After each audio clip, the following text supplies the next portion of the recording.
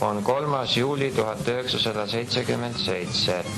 Kell 8 hommikul kärgatas sellest suurtükist Rootsi kuningliku jahtklubi ees Sandhamnis lask ja heisati paljude maade lipud. Täna algab Gotland rund, Skandinaavia maade populaarseim võidusõit, mille ajalugu on pikk üle 100 aasta. Oranži lipuga jahid purjetavad 395 miili ümber Gotlandi saare. Väiksemad jahid roheliste lippudega võistlevad Sandhamnist Ölandi saare põhjatipuni ja tagasi, kokku 270 miili. Esimest korda võtab Gotland rundist osa ka Tallinna jaht. See on Liiviko, purje number 110. Teeme viimaseid ettevalmistusi ligi 3,5 ööpäeva kestvaks võistluseks. Ilmateade lubab prisket tuult, meri on võõras ja konkurendid tundmata. Uudistame jahte ja võistlejaid. Skandinaavia purjetajate seas on teistest populaarsemad Rootsi jahikonstruktori Peter Norlini ehitatud jahid. Suurematest jahtidest on paljud Soomes ehitatud Svanid.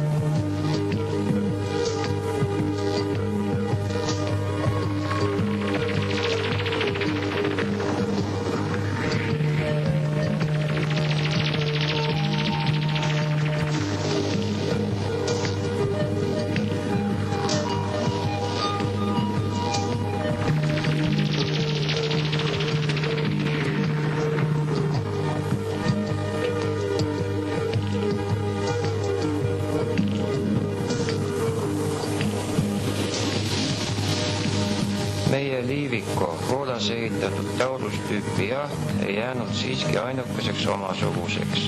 Viimasel hetkel saabus teinegi, Poola lipu ja Tauruste konstruktoriga Goltkevitši komando all Karpi. Võrreldes konkurentidega on Taurustel oluline puudus.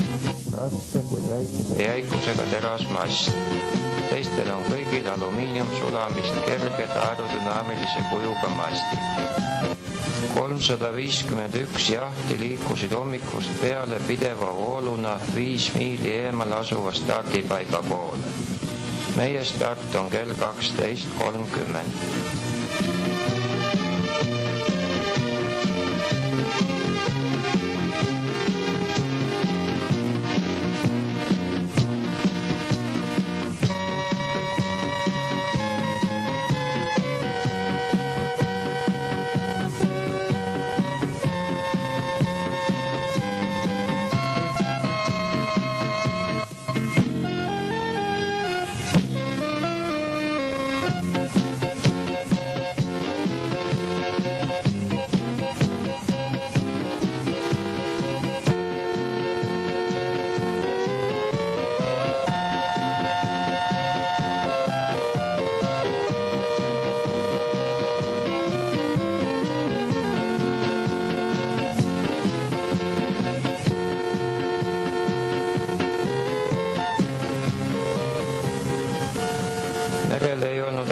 võistlejad.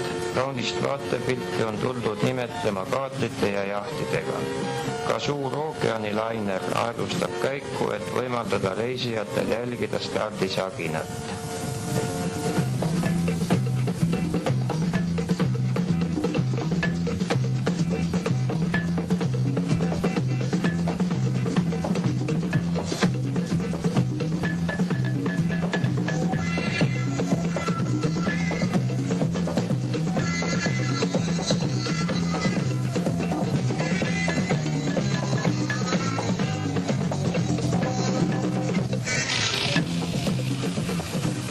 Kohtunike laev andis ettevalmistussignaali. Püüame leida sobivaimat stardipositsiooni.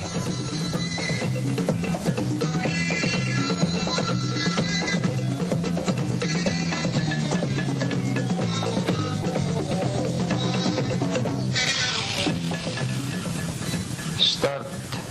Õnnestus suhteliselt hästi. Ületasime esimeste seas stardiliini. Uus 4-palline taganttuul. Jahid võtsid kursi esimesele pöördetähisele, Alma krundeti majakale ja heiskasid spinnakerid.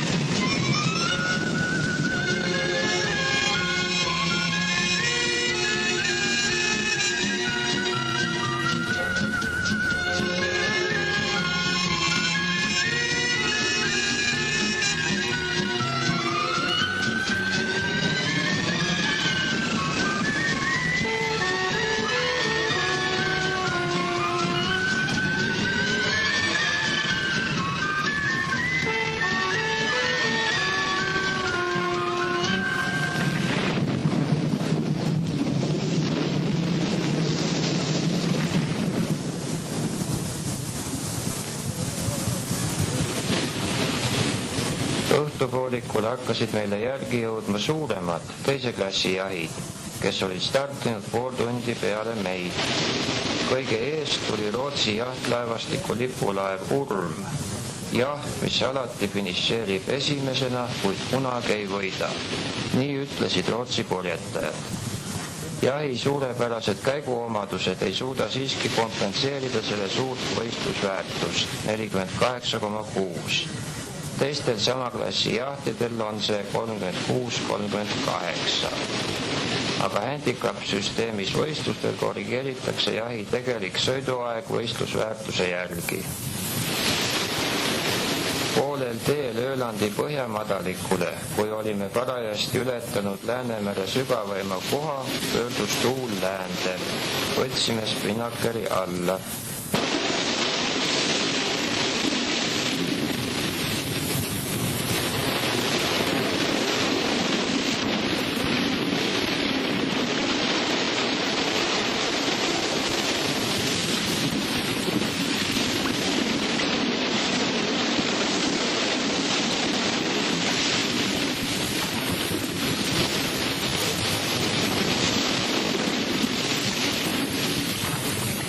Järgmisel keskpäeval hakkas paistma Gotland, Läänemere suurim saar, geoloogilise ehituse ja taimestiku poolest väga sarnane Saaremaale.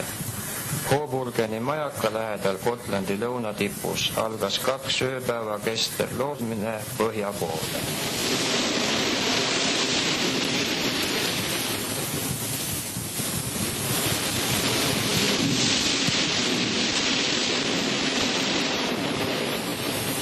Sputniku pealt võis Liiviku teekond välja näha nii.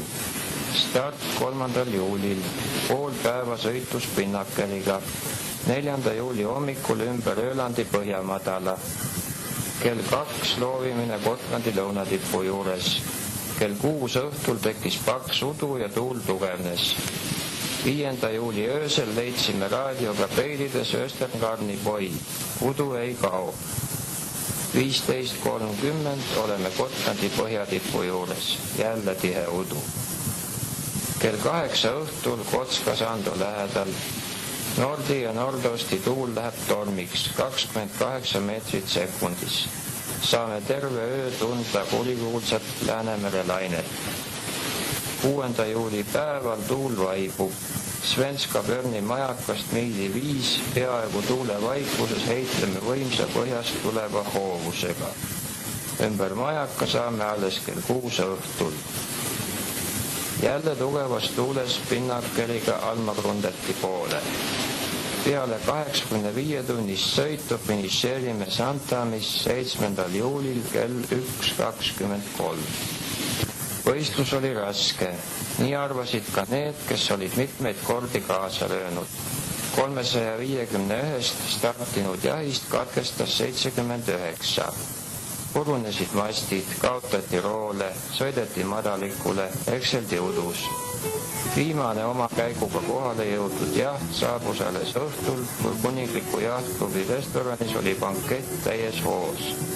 Jahimeeskond, kes tegelikult oli naiskond, võeti vastu kõva hurraaga.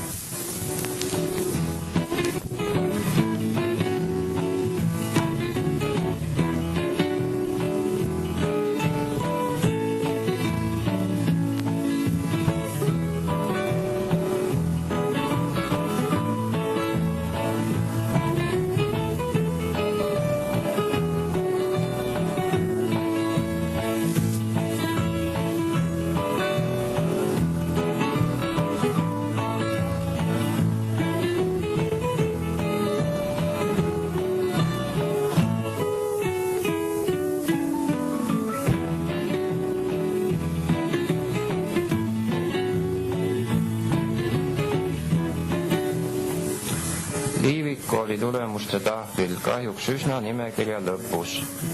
Küllap mõjutasid kogemuste puudus ja kindlasti ka taurusjahi käigu omadused. Ei suutnud ka poolakate taurus konstruktori enda juhtimisel kuigivõrd ettepoole jõuda.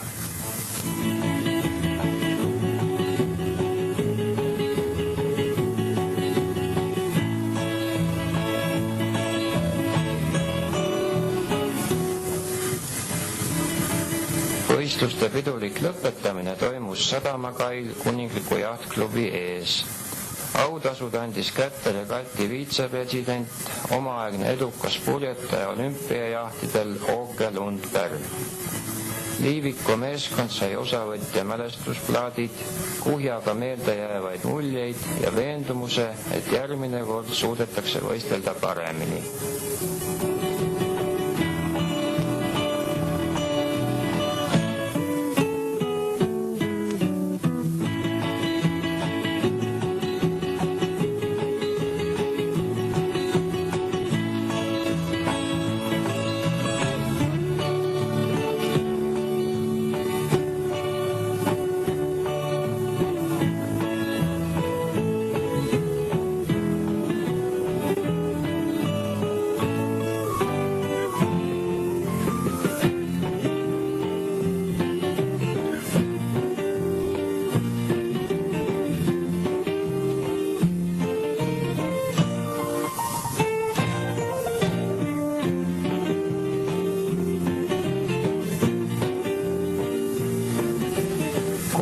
Tonti tegid kaasa jahikapten, Liiviku tootmisjuht Bernhard Jurno, insener-automaatik Vello Saatpalu, insener-mehaanik Sven Tamm, Rootsi eestlane Paul Rool, insener-keemik Fred Loit, peenmehaanik Kalju Tammesalu, insener-ökonomist Ivo Jurno ja ehitusinsener Villu Kalvik.